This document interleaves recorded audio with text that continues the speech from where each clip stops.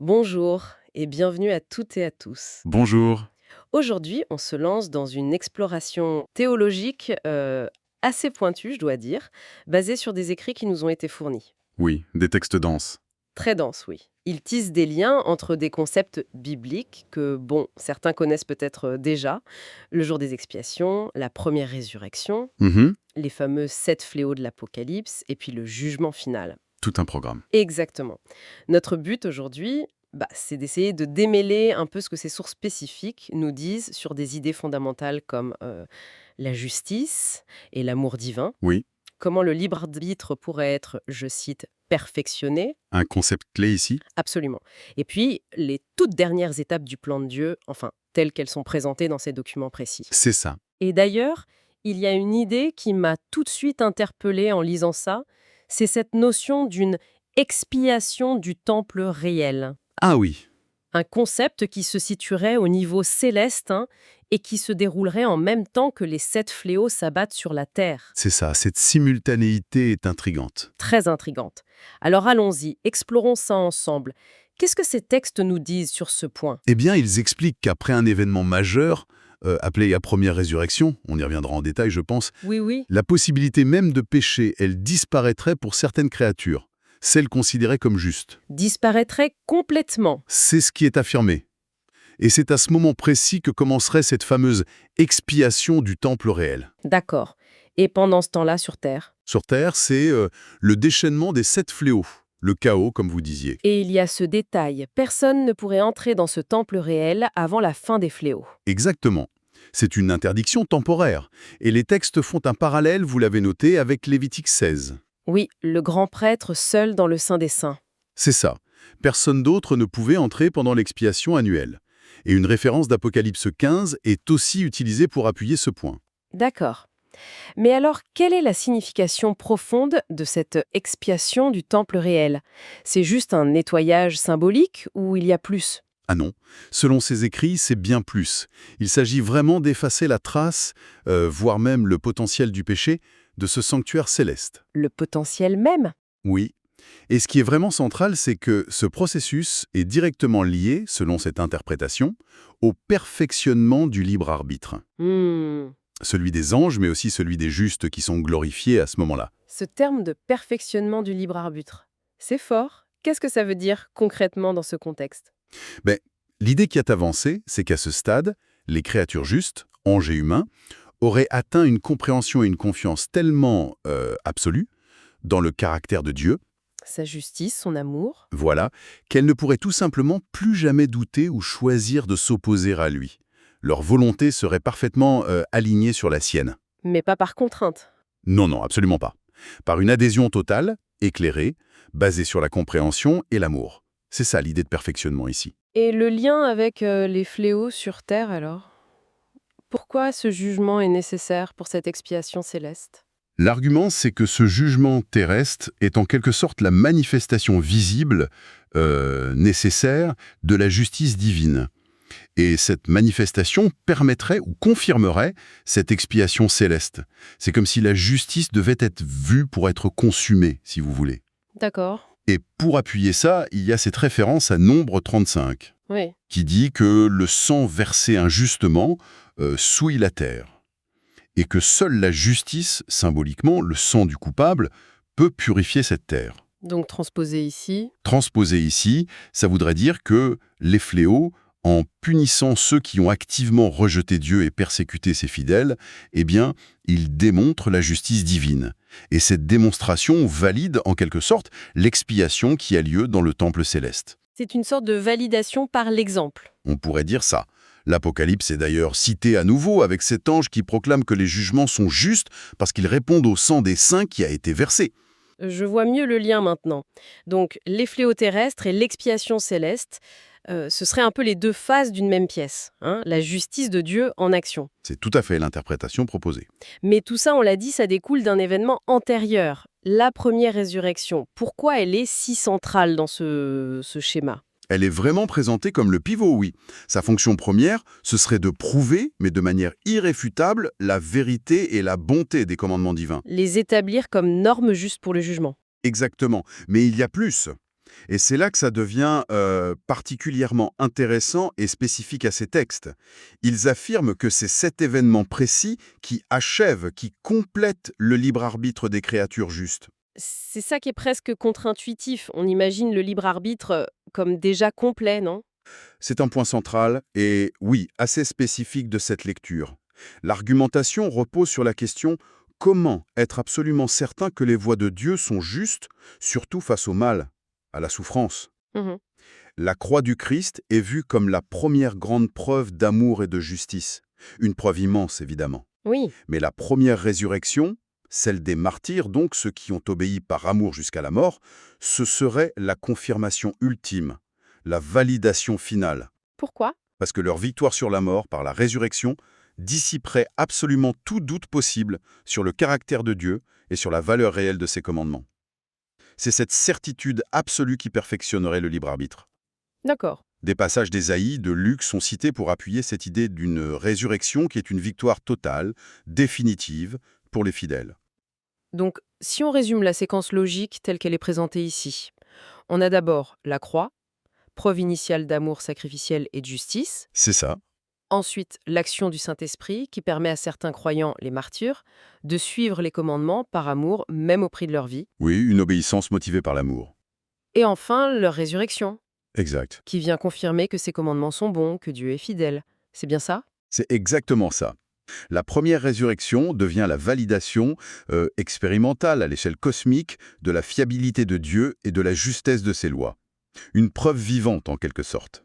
Et c'est cette validation qui serait essentielle avant le grand jugement final. C'est ce que les textes soutiennent. Ils posent d'ailleurs eux-mêmes la question: comment le libre arbitre peut-il être parfait avant le jugement du grand trône blanc, avant que tout mal soit définitivement éliminé de l'univers? Bonne question. Et alors? Quelle est la réponse qu'il propose? La réponse, c'est que cette première résurrection est une preuve suffisante. Elle révèle assez le caractère de Dieu pour convaincre toutes les créatures justes, y compris les anges. Ah, les anges aussi sont concernés par cette preuve. Absolument. On cite ce passage de Saint Pierre 1 où il est dit que les anges désirent plonger leur regard dans les mystères du salut. Ça suggère que cette démonstration les concerne directement, les éclaire profondément. D'accord. Et une fois cette preuve établie, la confiance devient absolue, inébranlable. L'idée force, c'est vraiment que l'amour, le commandement et la justice sont indissociables. Donc, douter des commandements, Reviendrait à douter de l'amour et de la justice de Dieu lui-même. La croix initie la preuve, la résurrection des martyrs la scelle définitivement. c'est une construction théologique très articulée. Et ça jette une lumière particulière sur la nécessité du jugement qui suit. Si la preuve est faite, pourquoi encore juger? Précisément. Et la réponse proposée est que la patience de Dieu face au péché, mentionné dans l'Ecclésiaste, les psaumes, etc., n'est pas vue comme une faiblesse ou une indifférence. Et plutôt comme, Comme le temps nécessaire pour que cette démonstration d'amour et de justice, via la croix et les martyrs, puisse se déployer complètement et être comprise. pour que personne ne puisse dire que le jugement est injuste. Voilà. Sans cette preuve préalable, le jugement pourrait sembler arbitraire, même aux yeux des créatures loyales. Donc, le jugement, qui commence avec les 7 fléaux, n'est pas seulement punitif. Il est aussi démonstratif. Il est la manifestation nécessaire et maintenant justifiée aux yeux de tous, de la justice divine contre ceux qui ont sciemment, continuellement rejeté l'amour et les commandements qui leur ont été révélés. Et ses opposants sont symbolisés par Babylone, Satan. Oui, ces figures de l'Apocalypse. Et il y a un lien intéressant qui est fait. Les textes relient explicitement les fléaux aux prières des martyrs. Ah oui. Ceux sous l'autel qui crient « Jusqu'à quand ?» Exactement. L'Apocalypse décrit comment leurs prières montent vers Dieu juste avant que les jugements ne soient déversés. Donc, le jugement est aussi présenté comme une réponse attendue, une réponse juste à l'injustice qu'ils ont subie. Tout ça reste quand même assez complexe avec ces événements célestes terrestres qui s'entremêlent. C'est vrai. Heureusement, les sources nous donnent une image, une analogie assez parlante pour nous aider à visualiser et à relier les étapes. Elles font un parallèle détaillé avec l'ancien rituel du jour des expiations, Yom Kippour. Oui, cette analogie du Lévitique 16 est vraiment structurante dans leur argumentation.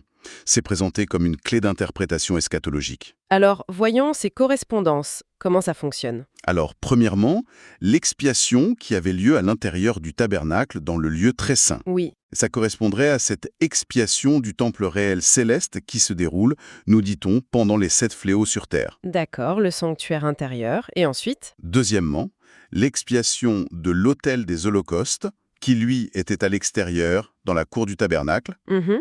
ça correspondrait à l'expiation du Hadès, c'est-à-dire, selon cette interprétation, le domaine des morts avant le jugement final. Et ce jugement serait symbolisé par la condamnation de la bête et du faux prophète dans l'Apocalypse. Ok, donc le jugement des méchants déjà morts, en quelque sorte. C'est un peu l'idée, oui. Et troisièmement, l'envoi du bouc émissaire, le bouc pour Azazel qui était chargé des péchés et envoyé au désert. Le fameux bouc émissaire. Voilà, eh bien, ça correspondrait à l'enchaînement de Satan dans l'abîme pour 1000 ans, comme décrit dans Apocalypse 20. D'accord. Donc, si on suit cette analogie, la séquence logique serait 1. Purification du sanctuaire céleste pendant les fléaux. Oui, 2. Jugement du monde des morts ou des systèmes terrestres rebelles, symbolisés par la chute de la bête. c'est ça. Et 3. Mise à l'écart temporaire de Satan. C'est bien ça? C'est la séquence qui est proposée, oui. Avec une nuance importante que les textes apportent sur le troisième point, l'enchaînement de Satan. Laquelle? Il le voit moins comme une partie intégrante de l'expiation elle-même que comme une mesure de séquestration temporaire, une mise à l'écart pour protéger la création de son influence directe pendant le millénium. En vue d'une ultime épreuve après. Exactement. Donc, l'acte d'expiation, proprement dit, concernerait surtout le temple céleste et le Hadès symbolique. Mais le point fondamental qui est martelé, c'est que l'objectif principal, le perfectionnement du libre arbitre des justes, est atteint avant même ces jugements finaux sur la bête et Satan. Et c'est vraiment là-dessus que les écrits insistent. Pas besoin d'attendre le grand jugement final du trône blanc pour que ce libre arbitre soit parfait. Précisément. La première résurrection, cette preuve éclatante, elle suffit. On revient à ce verset de Pierre. Oui, 1 Pierre 1,11. Les anges s'intéressent passionnément aux conséquences de la rédemption, qui culmine dans la résurrection des saints. L'accent est mis sur cette révélation positive, pas sur la contemplation du jugement négatif comme condition de perfection. C'est un point très fort. Absolument. Si on essaie de synthétiser l'argument central développé dans ces sources, la première résurrection est la démonstration irréfutable que, premièrement, les commandements de Dieu ne sont pas arbitraires, ils sont justes et bons. D'accord. Deuxièmement, il est possible, par la grâce et l'amour divin, de les suivre fidèlement, même jusqu'à la mort. L'exemple des martyrs. Voilà. Et troisièmement, Dieu est fidèle et assez puissant pour récompenser cette fidélité par la victoire sur la mort elle-même. C'est cette triple preuve qui change tout. C'est ça. Une preuve ancrée dans l'histoire, visible par toutes les créatures intelligentes et qui élimine le doute fondamental chez les justes anges et humains glorifiés. Et c'est cette certitude inébranlable dans le caractère de Dieu qui perfectionne leur libre arbitre. Exactement. Mais pourquoi avant la fin de tout mal? J'avoue que ce point m'interroge encore un peu. Parce que dans cette optique théologique, un libre arbitre parfait n'est pas défini par l'absence de choix ou de tentation extérieure. Ce n'est pas ça. C'est plutôt quoi alors? C'est plutôt une connaissance et une confiance si profonde, si intime, que le choix pour Dieu devient la seule option logique et désirable. Ces créatures savent désormais avec une certitude absolue que Dieu va traiter le problème du mal, en son temps et de manière parfaitement juste. La confiance remplace le besoin de voir. En quelque sorte, oui.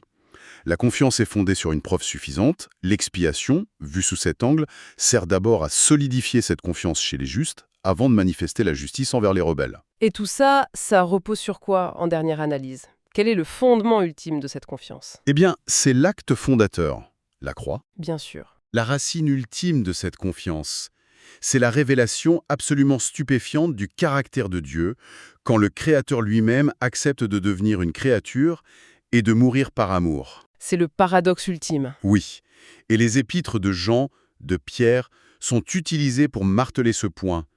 La croix est la manifestation suprême, la preuve ultime de qui est Dieu. Un amour absolu, prêt au sacrifice, mais allié à une justice parfaite. Et la première résurrection vient juste après Comme le sceau public, la confirmation victorieuse de cette révélation initiale faite à la croix. D'accord. Si on devait résumer l'idée maîtresse qui se dégage de toute cette exploration des textes qu'on a consultés, le but ultime de la création, c'est-à-dire des êtres libres, choisissant volontairement l'harmonie avec un Dieu juste et aimant, ce but ne dépendrait pas uniquement de l'élimination finale du mal. Non, pas seulement. Tout sur cette démonstration préalable, en 2 temps forts, la croix, puis la première résurrection, du caractère absolument digne de confiance de Dieu. C'est une excellente synthèse de l'argument central, oui. Et dans cette vision des choses, du coup, l'obéissance ne serait plus une question de crainte ou de simple devoir. Non, mais deviendrait un élan naturel.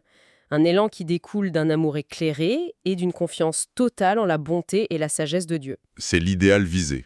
Et l'analogie avec le jour des expiations, elle sert alors de grille de lecture symbolique pour comprendre les étapes de ce grand drame cosmique qui mène à ce résultat, des créatures au libre arbitre perfectionné. C'est tout à fait ça.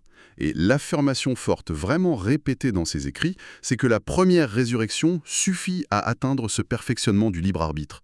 Et ce, bien avant l'éradication finale de tout péché et de Satan lui-même. Qui nous laisse peut-être avec une question intéressante pour continuer à réfléchir, non? Ah oui. Laquelle, par exemple? Bah, si le libre arbitre peut être parfait, alors même que le mal existe encore objectivement dans l'univers, et que le jugement final n'a pas encore eu lieu, qu'est-ce que ça nous dit sur la nature même de cette perfection? Bonne question.